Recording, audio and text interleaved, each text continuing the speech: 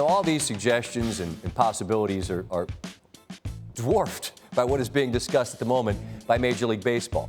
Late Monday night, Jeff Passan broke the story that MLB was considering a biodome type of Arizona-based play that Passan described as baseball on Mars. Friday, Bob Nightingale of USA Today wrote that among a myriad of proposals under consideration, 2 spring training-like sites in Florida and Arizona with completely realigned divisions and no fans. Cactus League winner plays the Grapefruit League winner in a dome in November.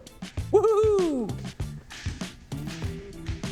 All right, the report shows a potential layout for these new divisions based on spring training sites. And, I mean, to put it mildly,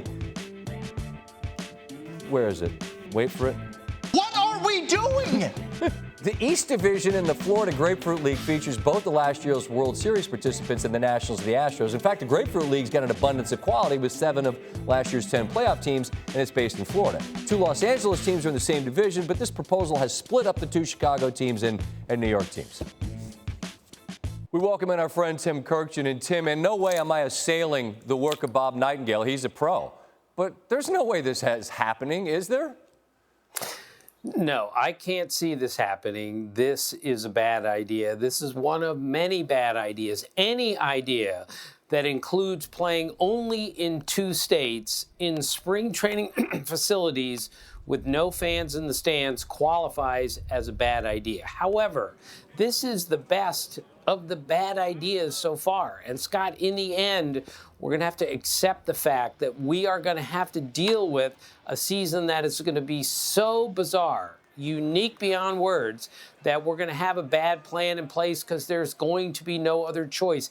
I had a guy call me earlier, maybe 2 weeks ago. He said, here's what's going to happen. We're going to play in Japan.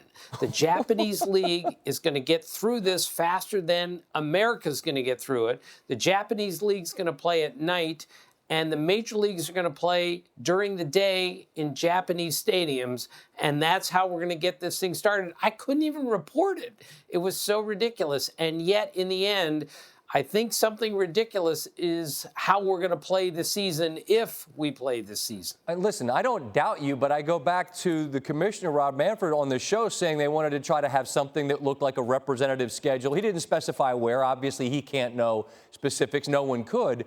But, I mean, Tim, if we start playing willy-nilly with divisions and just throwing things out, then what's the point in even having a season and crowning a champion? Because it would be based on something that has nothing to do with baseball.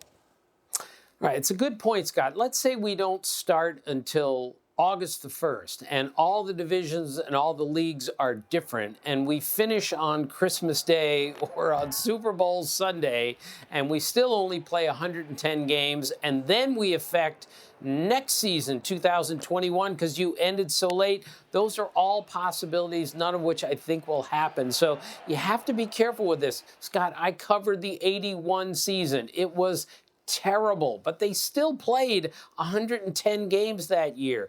They still played every game with fans in the stands in major league ballparks, and we don't have any scenario that approaches that at this point. So I'm all for every idea you can come up with. I'm going to listen to it, but very little has made sense so far.